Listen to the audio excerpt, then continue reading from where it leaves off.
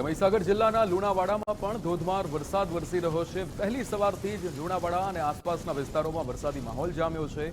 એક દિવસનો વિરામ અને ત્યારબાદ ફરીવાર મહીસાગરમાં વરસાદી માહોલ જામ્યો છે।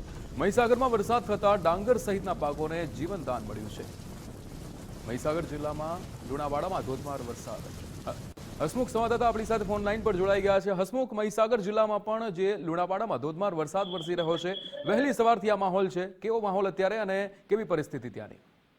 જી ચોક્કસથી જે રીતે વાત કરવામાં આવે તો મહીસાગર જિલ્લામાં લાંબા વિરામ બાદ ગતરોજ વરસાદ જોકે વરસ્યો હતો, ત્યારબાદ એક દિવસના વિરામ બાદ આજે વહેલી સવારથી લુણાવાડા તેમજ લુણાવાડાના આસપાસના ગ્રામ્ય વિસ્તારોમાં વહેલી સવારથી જે વરસાદ વરસી રહ્યો હતો, ત્યારે કહી શકાય કે જે વરસાદ વરસી રહ્યો હતો તેને લઈને જે ખેડૂતો છે તે ખેડૂતોનો જે ડાંગર સહિતનો જે પાક છે તે પાકને જીવનદાન મળશે।